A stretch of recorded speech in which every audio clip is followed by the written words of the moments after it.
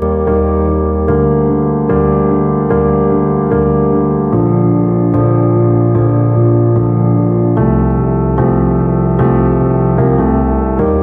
when I feel like nothing, always feel like I'm running. Both feel we're living worlds apart. It's fucked now, we lost in limbo. Remembering what you said though, and I asked you if we'd make it far. That one last kiss that they write about, my one last wish you could never doubt. I trust angels who fly away from you, and you told me that we'd never die. Gave me so many reasons why we were meant to be. Then she said no, no, no, no. No, no, no, no, you should. I've earned the cost and now I've paid it. Oh, no, no, no. Oh, please don't go. I know my face, a memory erasing. Been a few years since I heard your voice, yeah. Lost a few here, but it's not by choice, no. Girl, I see your face every day when I look through my phone. Can't delete all these memories, won't leave me alone. Hit my blind side, never saw you coming. You were so wild, but no, I was nothing. And I'm nothing now, nothing's changed. You know I'm just the same. Miss you now, but I hope that someday you explain. That one last kiss that they write about, my one last wish you could never doubt. Trust angels who fly away from you, and you told me that we'd never die. Gave me so many reasons why we were meant to be. Then she said,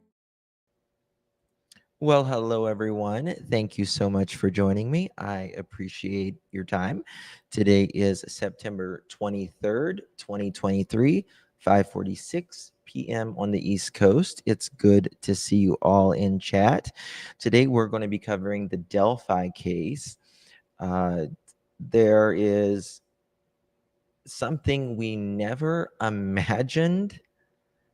You just never know where a case is going to turn, especially, always the crime itself and happens, but then once the court and lawyers get involved and discovery, well, you just never know. Hi guys. Yes, good to see us. Love one another, celebrating 8 months. Thank you, my sweetheart. I do appreciate your support. Thank you. It means a lot to me, truly. So we're going to be covering, we have been covering, but we're going to go a little bit further into the Delphi case of Abby and Libby. And there is Odinism, which, to be quite honest with you, I had never heard about until this case. And then they're talking about white nationalist. Yeah, you can't really say it on here, but they're talking, that the lawyers are, the defense is saying, we'll just get into it. How about that? Just a bunch of crazies, but we're going to do, there has been so much in this case for quite a while. It took 5 years to get an arrest on the double unalivings. Now, that is a long time, particularly whenever you have a video of the main suspect and audio recording.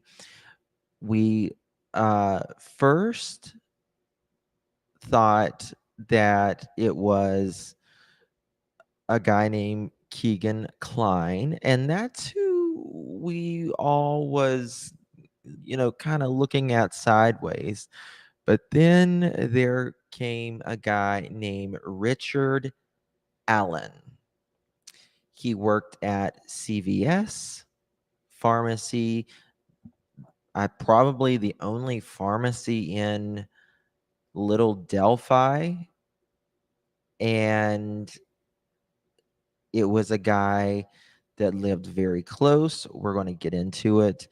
Thank you, YouTuber. Cursed. We're gonna. They weren't, but we'll get into all of it.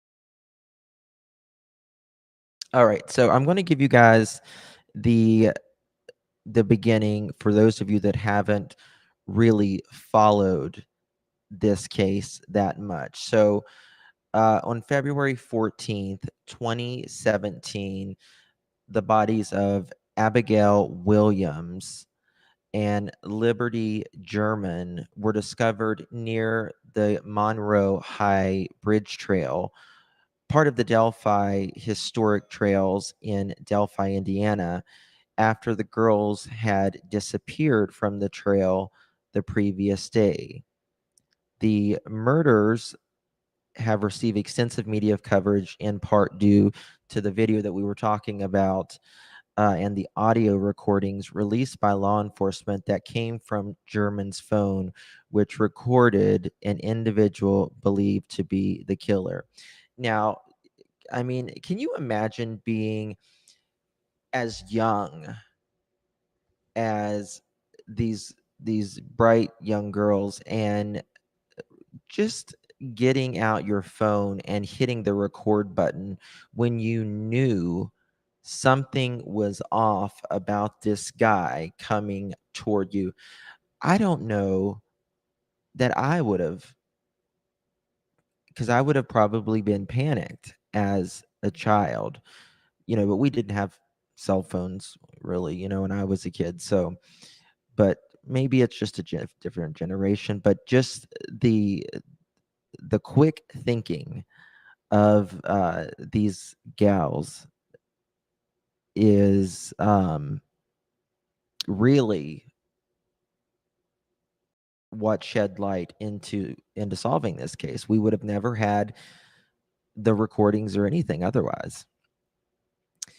So at 1:35 p.m. on February 13th, 2017, 13-year-old Abigail Joyce, known as Abby Williams, and 14-year-old Liberty Rose Lynn, Libby, affectionately called German.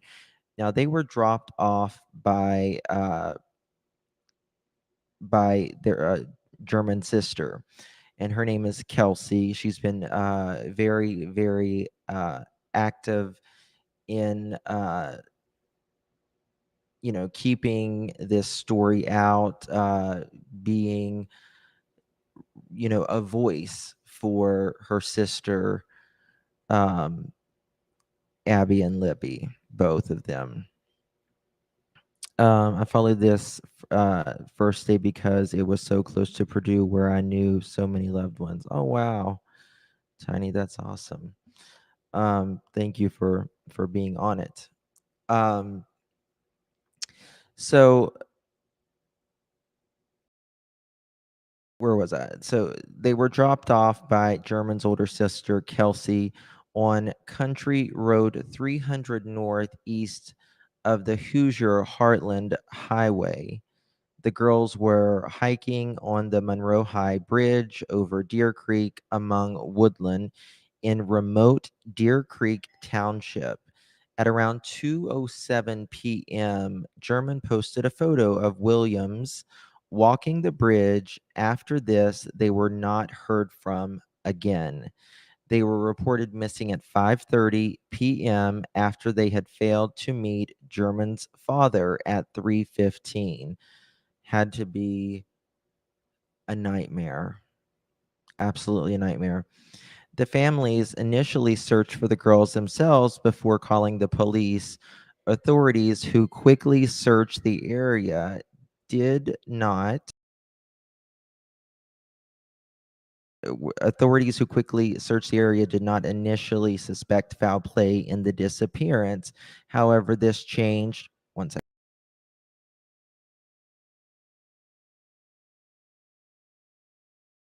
However, this changed when the bodies of the girls were found around noon the next day, about a half a mile east of the abandoned Monroe High Bridge.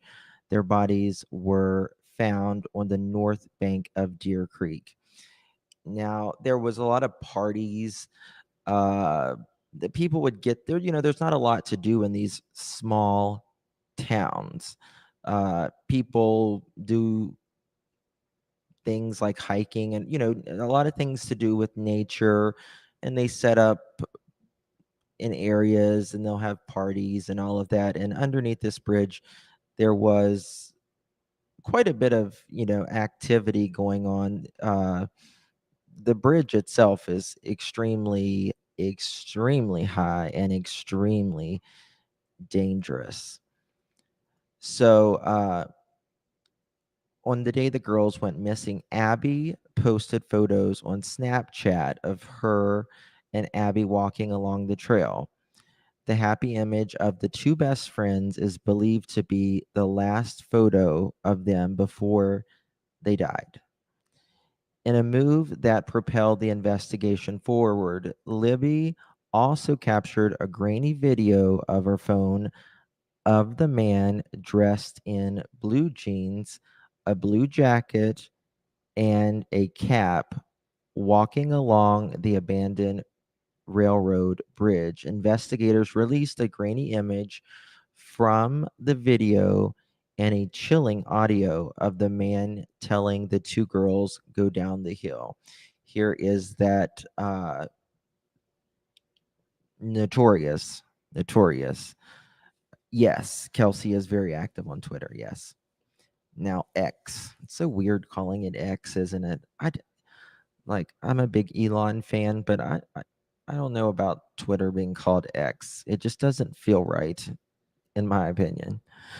But here's that notorious photo that we all looked at for literally 5 years. And I can't imagine living in Delphi, trying to just looking at all of the people in Delphi and around Delphi thinking, is this the man? Is this the man? It'd be interesting if one of the girls were talking to someone she thought was a teenage boy and was going to meet up with him. Turned out to be Richard. Well, that would, yes. So, and I can immediately hear that, and I hate it now. Richard Allen's voice say, "Go down the hill." But what we're going to talk about here shortly is, did Richard do this alone?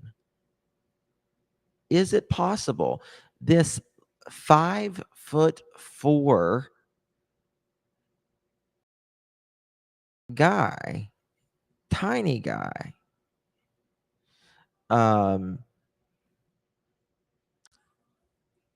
we'll get to that. So who is Richard Allen? So before his sudden arrest, Mr. Allen name was never publicly linked to this case. Publicly. At the time of the unalivings, he would have been 44 years old. Hey, Daly, good to see you, dear. Hey, stay-at-home mom, good to see you. At the time of the... Okay, I already read that. He appears to have no prior criminal history. He worked as a CVS employee in the town of Delphi, Indiana. You think he had help? I had never heard of this cult. I had never either. It's supposed to be some type of white supremacy kind of thing or whatever, but never heard of it. So his family home is less than a 5-minute drive away from where the remains of Libby and Abby were found. residing in the neighborhood southwest of the Monroe High Bridge, like very, very close. Libby's grandparents, Mike and Becky Patty, said that they recalled Mr. Allen processing photos for them at the store. I can't imagine this guy, Richard Allen, hands them the photos of their deceased grandchild and her friend, both decedents' children. No charge. They literally was standing right in front of the person that took their grandchild, looked them in the eye, handed the photos from his hand to theirs. Can you imagine after finding that out? I don't know this case, but after looking at him, he living so close, I think he could be guilty and capable. Well, the problem is, and we'll get into it, is he's a small guy. I mean, would the girls, have followed the commands? Just followed. Let me turn this thing off. Would they have just followed the commands of Richard Allen? My opinion, the parents feel so victimized. Yeah.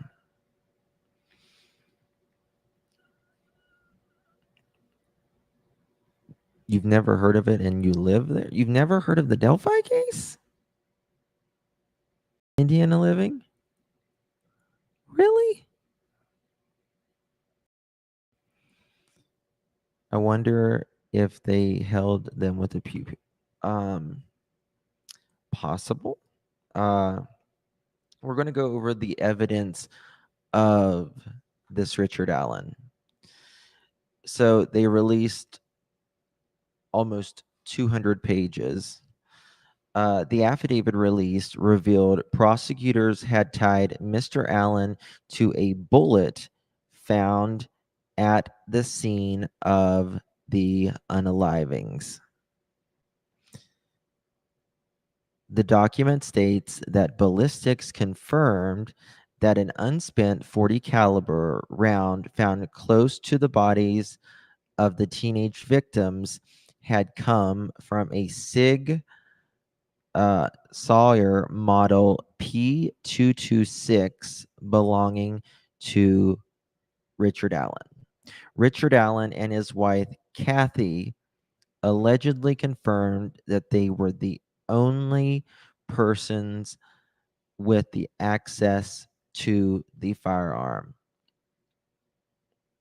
Oh, the cult name. Okay. Okay. Gotcha. Gotcha. I had never heard of it either. Hey, Lori, good to see you, dear.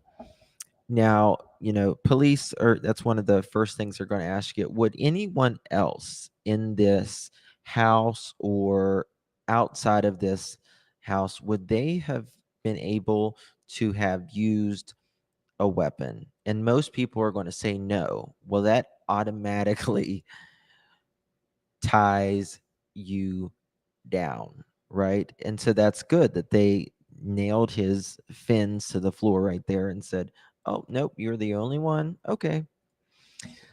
All right. The affidavit also revealed that Mr. Allen spoke with investigators at least twice. Get this, guys. Get this. Hey, BC, good to see you. This pic is 6 years after, all swollen up and bruised. He was forced to work in a different CVS because of his behavior with women. Yes, yeah, he did go to some rehab. But I didn't know. about the first part there. So the affidavit also revealed that Mr. Allen spoke with investigators at least twice, including in 2017, confirmed he was on police radar at the time of the unalivings.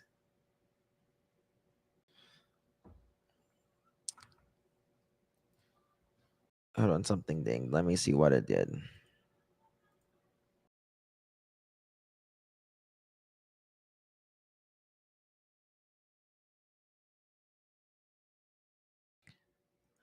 Okay.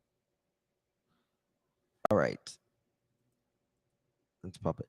Okay, so in 2017 interview, Mr. Allen had confessed to being on the, I always say Monroe, I'm sorry. Is it Monone High Bridge Trail on the afternoon of February 13th? It was also an unusually warmer day to be in February uh in Indiana, right? Placing him at the scene at the same day and time that the victims went on their fateful walk. But at the time, he denied having any involvement in the unalivings and insisted he had never seen the two girls that day. In another interview on October 13th, 2022, Mr. Allen had no explanation as to how the spent bullet ended up in between the bodies of two teenage victims. Now, um, the reason why, and we'll get to it in a minute as well, there was a clerical error with something to do with Mr. Allen and him being on the radar, which he was always on the radar, but there was supposed to be some type of clerical error.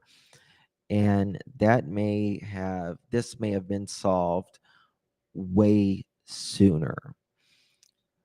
The women worse than anyone realizes.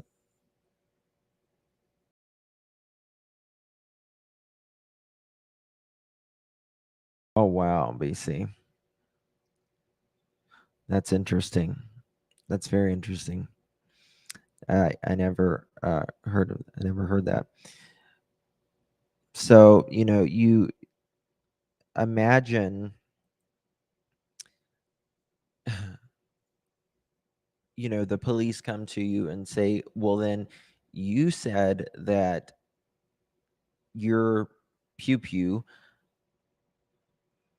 no one else had it. No one else had access to it. So why is your shell, after ballistic test came back confirming that this is your GUN, why is it there? Oh, thank you, Daly. You're very sweet, my love. So on April 3rd, phone call to Mr. Allen, he allegedly admitted several times that he carried out the brutal unalivings. Investigators had the phone call transcribed, confirms that Richard M. Allen admits that he committed the unalivings of Abigail Williams and Liberty German. Richard Allen, who was on police radar back in 2017, but slipped through the net for more than 5 years due to a clerical error, also confessed in jailhouse calls to his mother.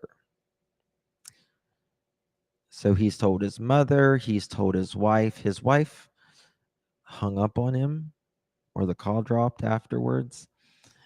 Um, But recently, there's been a more of a big uptick in this because of a pagan religion, if you will, that is kind of hijacked by white supremacists. I can't really say it on here. Um, so yeah, we got that.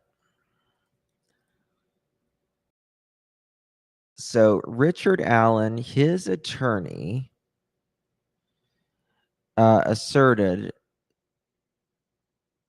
the the two girls died of a ritualistic sacrifice by, you see it here, white, you know what, who practiced a Norse pagan religion and said their client was not involved. Court documents filed this September, attorneys for the 50-year-old accused killer claimed that the brutal 2017 murders was carried out by the member of the pagan Norse religion, a group known as uh,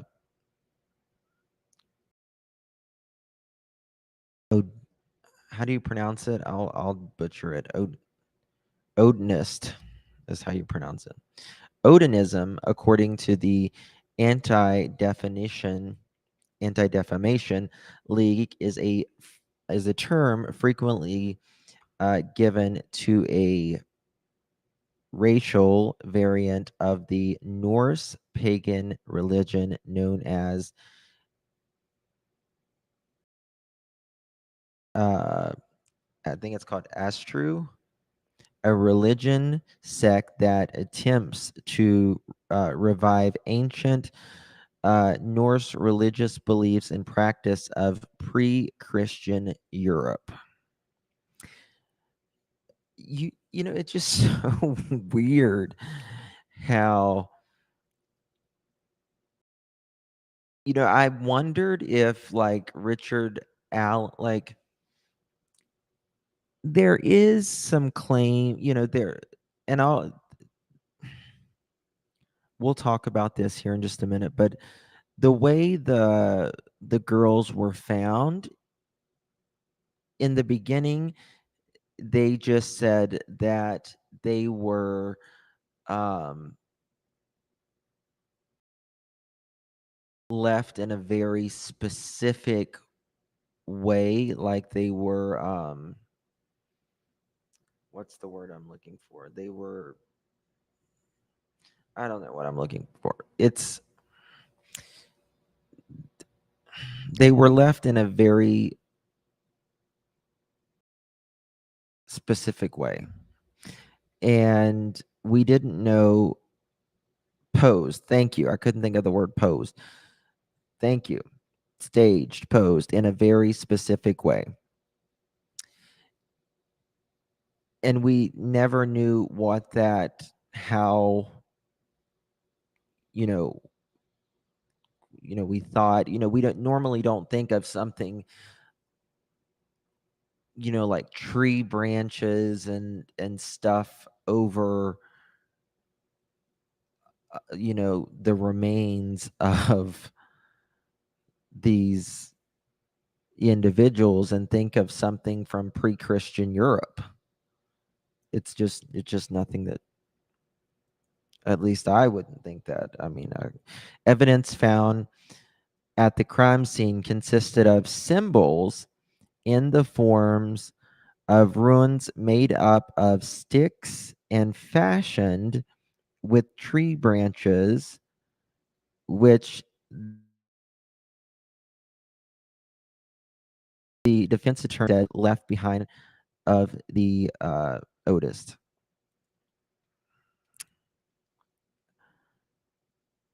Odinites.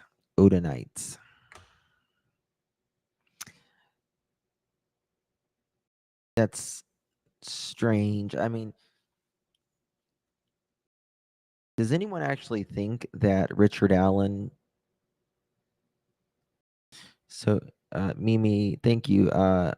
So if he knows enough to accuse them, then he may have known how to copy their rituals and possibly Mimi. Yeah. hmm Uh,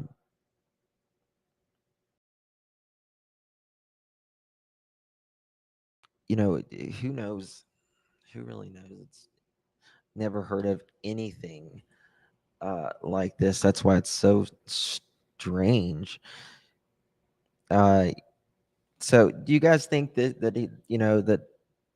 the defense is just trying to throw something at and see if it'll stick, or you think there's more to it? Like, the defense has convinced me of reasonable doubt. The first man pointed out the defense in Frank's motion fit the guilty party more, my opinion. Well, they're also wondering, did he have help? Look how Richard Allen looks. I'm going to tell you something. He is not aging well in prison. He is not aging well in prison. Uh, but we have men in my little city, but they hide easily. Is this connected? Salty Beach, it's not as of now that I'm aware of. David Dodson apparently was pagan as seen in his outfit. I guess some of these pagan religions are, coming back or whatever, but it's not for me. So, according to the filing, detectives previously obtained information that connected two groups of men who practiced Odinism to the unalivings, one in or near Delphi and another that lived in Rushville. Writings in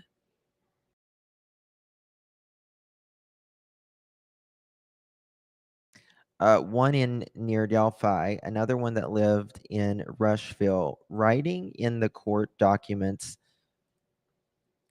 defense attorney stated that a letter regarding the possible connections between the two unalivings and the group practicing Odinism in Rushville was withheld by the prosecution. The attorney accused prosecutors as well as multiple law enforcement officers from hiding information about the Odinist connections to the unalivings, the document revealed. So they are saying that, you've been hiding this, you've been hiding this. They better show a link or reason, any reasonable doubt that can convict. Also, was Allen a copycat or fascinated with that religion? You know, he allegedly killed, didn't he unalive his cat or his dog as well? I was thinking, well, he may have did that because of, of the fur they were trying to connect, but I was like, well, maybe it's because he's sacrificing animals too. Um, so early in the investigation, authorities consulted with a Purdue University professor concerning what resembled possible Odinism signatures left behind at the crime scene. The defense attorney wrote, but that angle was, quote, essentially abandoned, end quote, after the professor told law enforcement, quote, it was not Odinism or any type of cult worshiping or any type of group that would have conducted this crime, end quote, as stated in the filing. But on September 7th of this year, the investigators claim they can't identify who the professor is, and they have no reports from the professor, and have indicated that they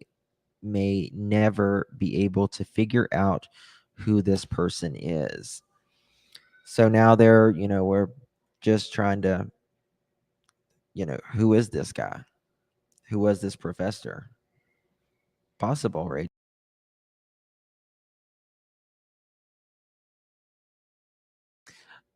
So what the defense is saying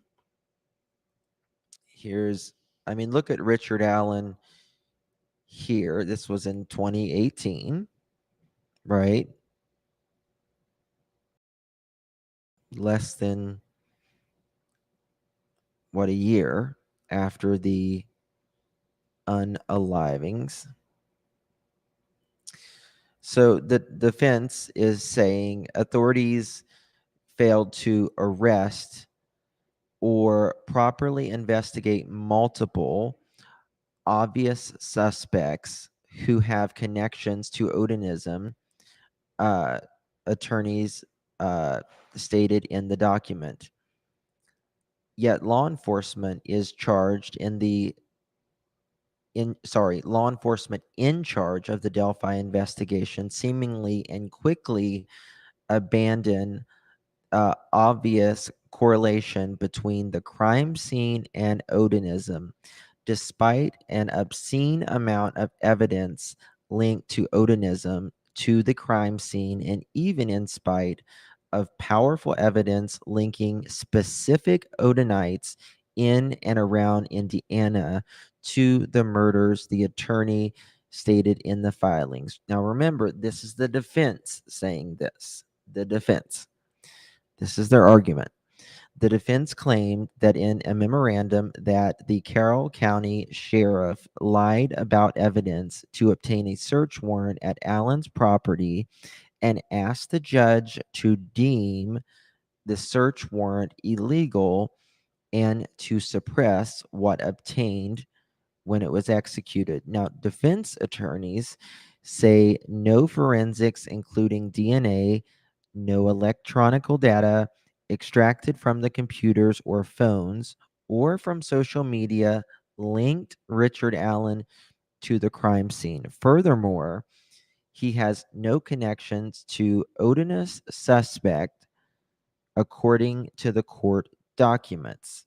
Richard Allen had nothing to do with the crime, but rather is innocent man, a patsy for the police, arrested 26 days before an election, the defense attorney asserted.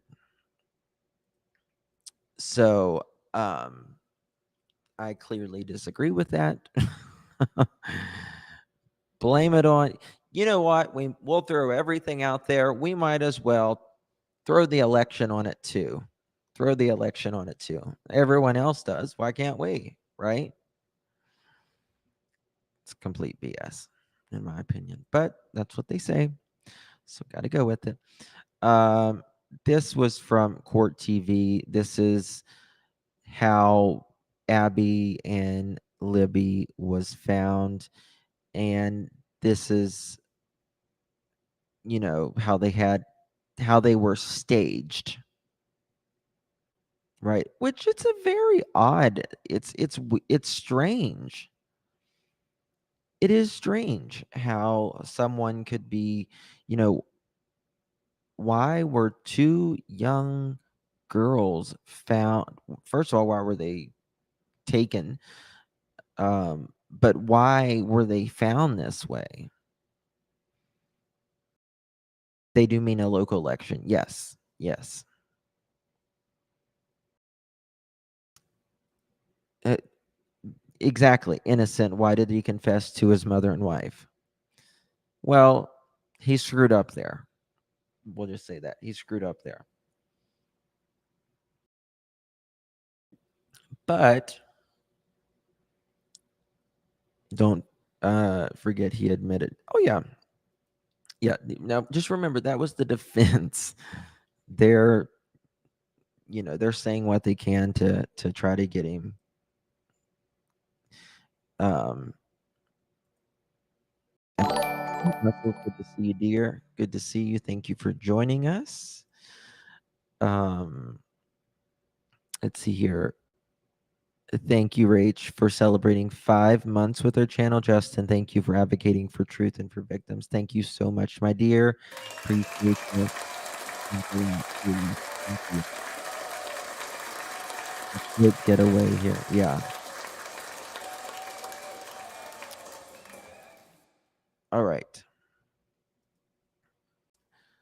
So here we go. Did he act alone?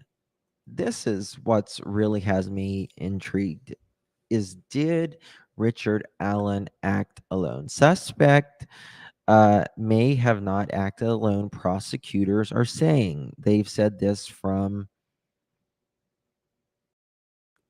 a while. During a bail hearing on November 22nd, prosecutors asked a judge to keep the affidavits in case sealed as they believe Mr. Allen may not have acted alone. The defense argues that it is not plausible that one man, and certainly not a 5'4" man, Richard Allen, committed the gruesome unalivings on February 13, 2017, in the timetable investigators have presented. 5'4". That's really small. That's very short for a man, right? Is it, plausible that this man could do something like this, all of this? So the memo asked how one man could have forced the girls down a steep hill at 2:13 p.m.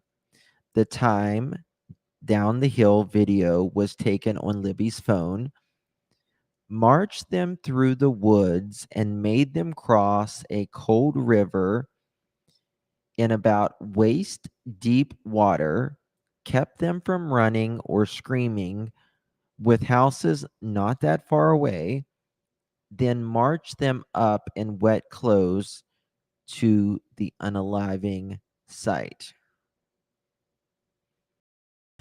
Marie, you're funny. Libby was giving him a good fight herself. I hope so. Oops, I went the wrong way.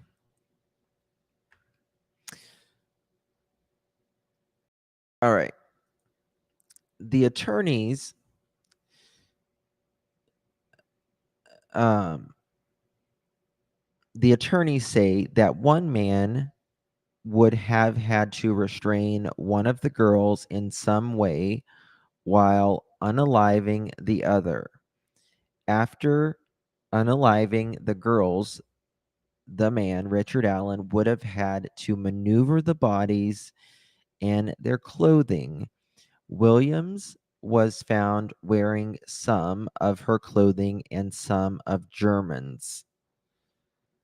The man then had to position the bodies as they were found staged at the crime scene, then collect sticks and branches and lay out pagan symbols, which is weird.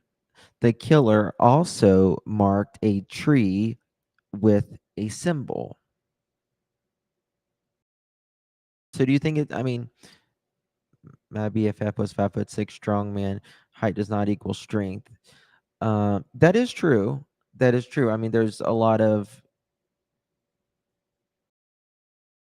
really shorter men who, they are very strong. and just to be honest with you, a lot of times really short men, it's most people don't want to be really really short. But you got to work with what God gives you in DNA, so they'll try to become more muscular, or work out, so it kind of helps them equate something. All right. They say the man had to then clean up the scene to leave no DNA, hair, fingerprints, or shoe prints, thrown some of the girl's clothing in the river, walk up a steep hill several hundred yards to the road, but then walk in broad daylight down the road where he was allegedly spotted by a woman just before 4 p.m. The defense asked in the memo, where all these acts committed by one man acting alone.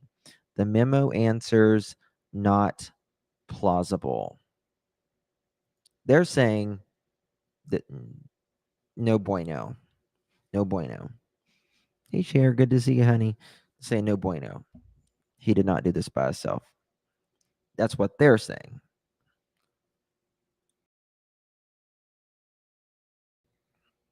Didn't the Lori case have the stones in round, circular circle found like the girls? Um, I don't know. There was a fire pit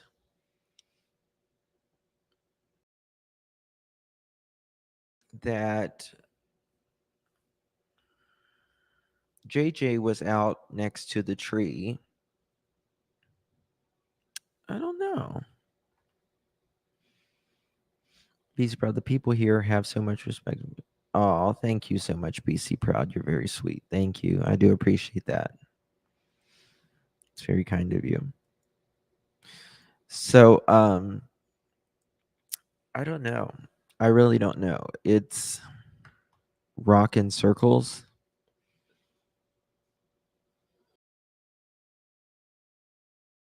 Hmm.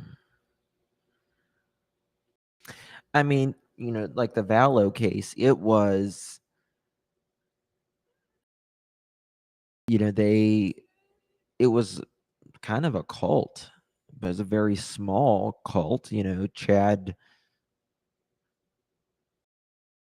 kind of, I think, like, when it comes to Chad and Lori, I think they were literally a combination. It was almost like a Bonnie and Clyde combination, right? But like a modern day and,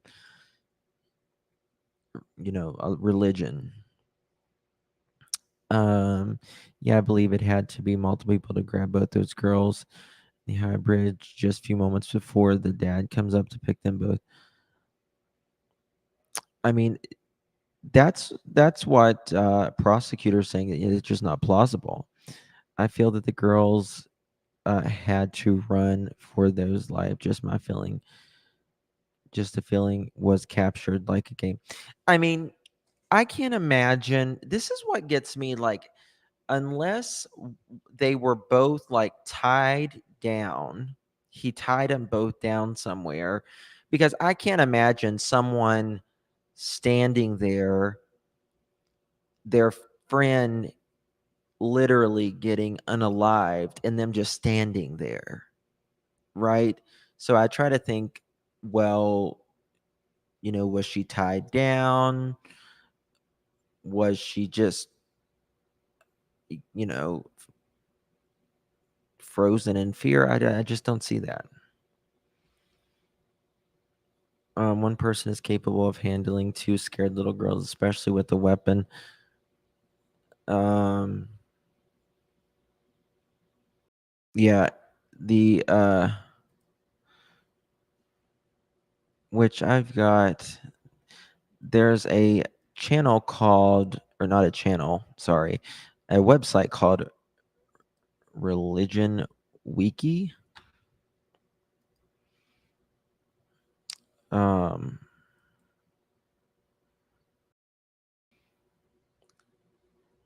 Odinism is an ancient dedicated to the gods of Norse. Odinists also refer to themselves as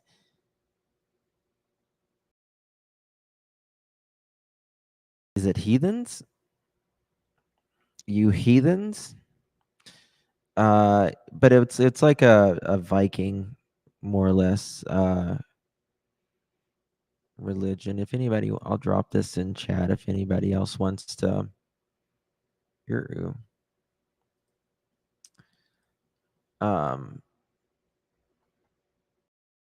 view this,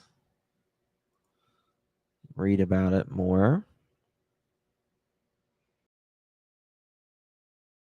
Why do I keep doing that? Copy. Here we go. I'll drop it in chat so you guys can see it.